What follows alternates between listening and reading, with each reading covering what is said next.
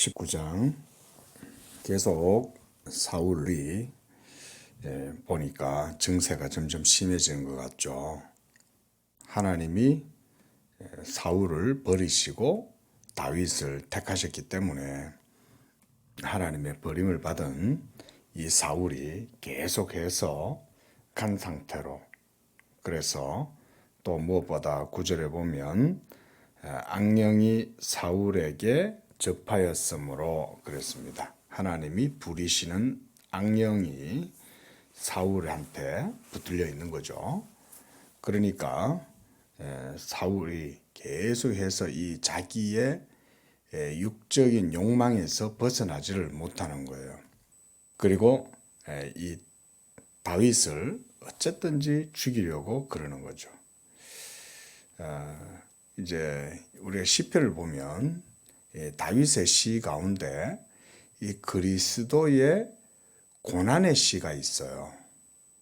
그 다윗이 이런 생을 살아가면서 계속 사울한테 도망을 다니고 아둘람 굴로 도망을 다니고 뭐 오늘 이제 21장에도 보면 아기스 왕에게로 가가지고 미친 채 하잖아요. 그런 과정들을 우리가 한번 생각을 한번 해보면 다윗이 굉장히 괴로웠을 거라고요.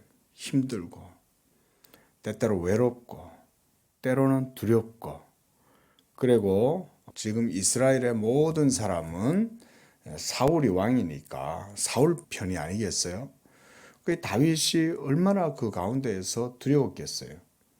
이스라엘의 모든 사람들이 다 사울을 편들고 그러고 있는데 다윗이 그 사울 왕을 피해 가지고 도망을 다니고 그 속에서 두려워하고 이런 과정 속에 나온 시편이 바로 그런 내용들인 거예요. 그래서 그런 과정들을 통해서 다윗이 하나님 앞에 시를 지어 가지고 노래를 부르고 이랬단 말이에요. 자, 그런 과정을 한번 생각을 한번 해 보십시오. 자, 그런 과정 속에서 다윗이 하나님이 자기와 함께 하신다는 것을 경험하는 거예요. 자신의 상황이 억울하고 자신의 상황이 너무나 이게 부당하고 그래서 왜 내가 이런 일을 당해야 하느냐 하면서 다윗이 항상 하나님께 충만한 상태는 아니었어요. 그래서 여호와여 나의 대적이 어찌 그리 많은지요 이러면서 자기 주변에 모든 사람이 자기를 대적하고 싸우고 있나이다. 자, 이게 바로 우리가 우연하게 이런 일들이 일어나서 그가 고통 중에서 그렇게 하나님께 노래했나 보다. 우리 성경을 이렇게 보면 안 된다 그랬죠. 다윗은 어떤 존재라고 그랬습니까? 그리스도의 예표적인 존재라고 그랬어요. 그러니까 하나님이 이 다윗을 택하셔서 그 다윗과 함께 언약을 맺잖아요. 하나님이 언약을 맺으시는 것은 아브라함 이후에 이스라엘 백성들과 시내산에서 언약을 맺는 것, 그 이후에 다윗이 유일하게 처음인 거예요. 그리고 예수 그리스도가 다윗의 자손으로 오시잖아요. 바로 이런 하나님의 진리의 역사가 하나님이 택하신 다윗을 통해 가지고 이루어지는 이런 것이 성경의 진리 속에 기록되어져 있다는 것이 이게 우리가 단순하게 봐서는 안 된다 그 말인 거죠. 그렇다면 다윗이 지금 악신에게 사로잡혀 가지고 다윗을 죽이려고 하는 그 사울을 통해서 비록 다윗이 도망을 다니고 뭐 그렇긴 하지만 그런 과정들도 하나님의 섭리 가운데 있다고 봐야 되는 거죠. 그래서 오늘 이제 19장과 20장에는 보면 특히 그 내용이 사울이 다윗을 죽이려고 할 때 사울의 아들 요나단이 다윗을 보호해주고 다윗을 사랑하고 이렇게 하는 거죠. 자, 이런 걸 봤을 때 이게 보여주는 의미가 뭐냐면 하나님이 다윗과 함께 하니까 이 요나단은 이 자기 아버지와 같지 않은 거예요. 요나단은 영적으로도 바르게 하나님 앞에 깨어 있을 뿐만 아니라 그가 이스라엘의 하나님 여호와를 사랑하는 자인 거예요. 우리가 앞서서도 봤지만은 요나단이 벌써 하나님께 대한 충성도가 높으니까 자기 부하를 하나만 이끌고 들어가 가지고는 블레셋 진영에 들어가서 블레셋 진영을 격파하고 막 이런 모습을 볼 수 있잖아요. 벌써 이 요나단은 믿음이 있는 사람인 거예요. 이스라엘 하나님 여호와께 대한 헌신과 열정이 있어요. 그 믿음이 있었다는 말이거든요. 그런 요나단이 다윗을 봤을 때 이 다윗이 얼마나 좋겠어요. 야, 이 다윗은 정말 그 하나님의 종이다. 얘가 나보다 나이는 어리지만은 야, 이 다윗은 정말 이게 참 이 요나단의 믿음이 있으니까 이렇게 다윗을 사랑했던 거예요. 우리가 이제 이걸 그렇게 봐야 되는 거죠. 이게 뭐 무슨 남자 대 남자가 서로 뭐 좋아한다 이런 게 아니죠. 그런 게 아니라 요나단은 하나님을 사랑하고 경외하는데 이 다윗을 보니까 다윗에게는 하나님이 함께 하시는 거거든.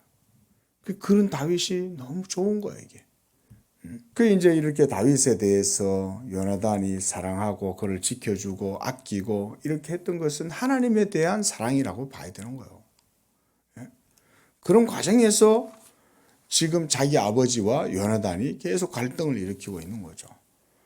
아니 누가 봐도 이건 부당한 거지. 그래서 19장에서도 보면 아니 다윗이 전쟁에 들어가가지고 블레셋을 이기고 많은 사람들이 그를 좋아하는데 왜 당신은 그를 죽이려고 합니까? 이러는데 사울은 또 자기 아들 요나단한테까지 막 창을 던지면서 야 이놈아, 우리 말로 하면 아주 나쁜 말로 했겠죠. 야 이놈아, 네가 내 편도 아니고 내가 죽으면 이 왕위가 네 건데 그러면 네가 그 다윗을 갖다 도와가지고 그렇게 하면 너 나중에 어떻게 되겠냐? 뭐 이런 식의 내용인 거죠. 이게 뭐 사울은 전형적으로 세상의 왕들이 하는 생각과 똑같이 하고 있는 거예요. 참 안타깝죠. 이런 게 하나님께서 이게 인간왕을 세우심으로 인해서 생겨나는 폐해잖아요. 예? 오직 하나님만이 유일한 왕이고 하나님이 세우신 자가 진정한 왕이 될 수 있다는 것을 하나님이 사울의 이런 불순종과 악함을 통해 가지고 드러내 보여주신다 그랬습니다. 이렇게 해서 다윗의 도피 생활이 시작됩니다. 그렇게 해서 18절에서는 라마로 가서 사무엘에게서 거하였다 그랬습니다. 그래서 어떤 사람이 또 그걸 말해요. 다윗이 라마 나요세 있더이다. 그 이제 사울이 다윗을 잡으러 전령들을 보냈어요. 여기에 독특한 사건이 일어나요. 전령들이 다윗을 잡으러 갔는데 그들이 사울의 전령들에게 하나님의 영이 임해서 20절에 보면 그들도 예언을 하는지라 그랬습니다. 이때 누가 같이 있었냐면 사무엘이 다윗과 같이 있었던 거예요. 20절에 보면 사무엘이 그들의 수령으로 선 것을 볼 때에 이랬습니다. 그리고 21절에 이 내용에 대해서 사울에게 알리니까 사울이 또 어떻게 해요? 또다시 전령들을 또 보내는 거예요. 다윗을 잡아오라고. 그들이 갔는데 그들도 예언을 하는 거예요. 그래 이제 다시 이번에는 에이 안 되겠다 이러면서 이제 사울 자신이 이제 간 거예요. 그 22절에 보니까 큰 우물에 도착하여 물어 이르되 사무엘과 다윗이 어디 있느냐? 어떤 사람이 이르되 라마 나요세 있나이다. 사울이 라마 나요스로 가니라. 하나님의 영이 그에게도 임하시니 그가 라마 나요세 이르기까지 걸어가며 예언을 하였다.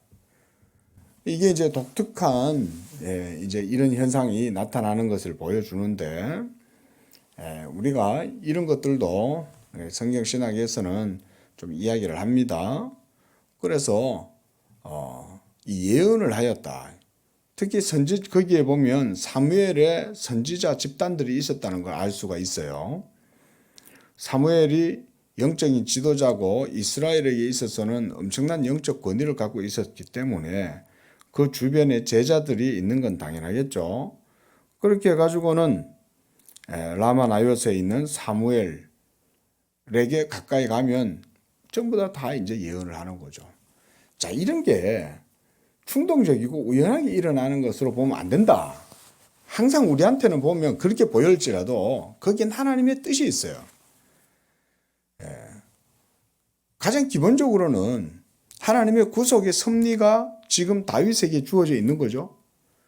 그러니까 사울이 하나님의 말씀 가운데에서 이스라엘을 위하여 기도했을 거 아니에요? 그렇게 기도하고 있을 때에 하나님의 신이 계속해서 사무엘을 통해서 역사하고, 그리고 그 사무엘을 통해서 하나님의 신이 역사하실 때는 그 성령의 역사는 바로 다윗에게로 지금 향하고 있는 거예요. 근데 이 보면 다윗이 그 가운데 가가지고 예언했다 이런 얘기는 없어요. 그런데 다윗을 잡으려고 보낸 이 사울의 전령들이 라마나요스에 이르고 사무엘한테 가니까 전부 다 예언을 하고 뒤집어져 있는 거죠. 그 말인즉슨 뭘 의미하는 거예요?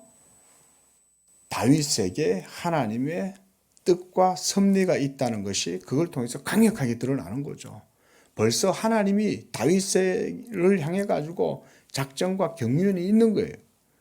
그 하나님의 신의 역사가 있으니까 다윗을 잡으려고 가면 갈 때마다 그 전령들조차도 예언을 하고 성령의 감동이 돼 가지고 다들 이성을 잃어버리는 거예요.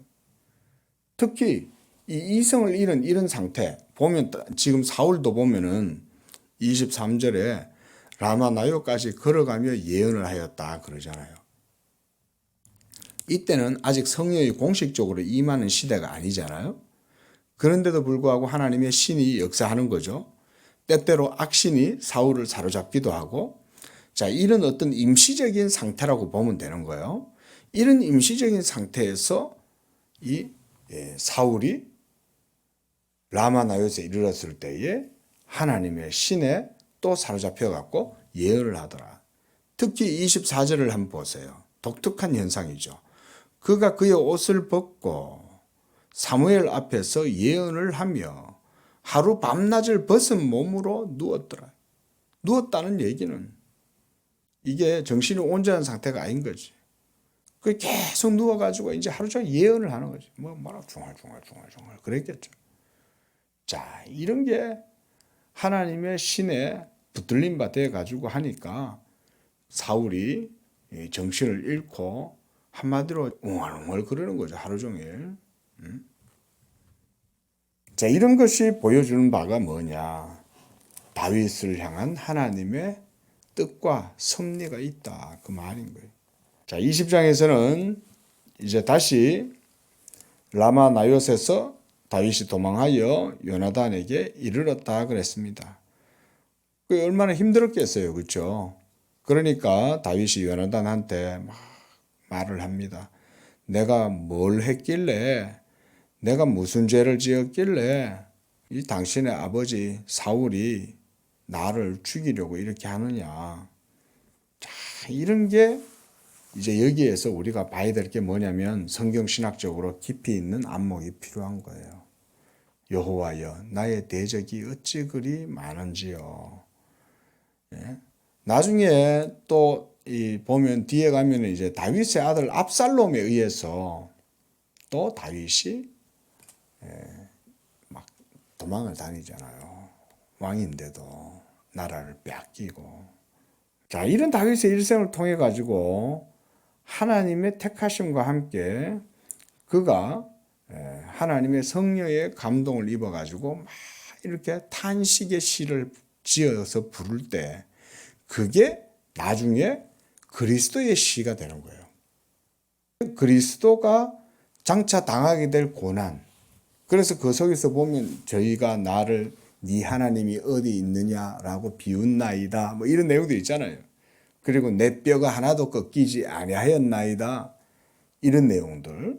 그리고 또 그 속에서 나오는 예언이 가룟 유다의 배신 이런 거. 이런 내용들도 그런 시편의 내용 속에서 나오는 걸 볼 수가 있어요. 자, 이런 것들이 바로 다윗이 지금 현재 당하고 있는 모든 사건의 배경이 된 거죠. 배경이. 자, 이렇게 해서 사울이 어떻게 말하면 점차 이제 극한에 치달고 있는 거예요. 어쨌든지 다윗을 죽여야 되겠다. 이 마음에서 벗어나지를 못하는 거죠. 이게 결국은 사울 자신의 욕망 아니에요. 내가 이스라엘의 왕이고.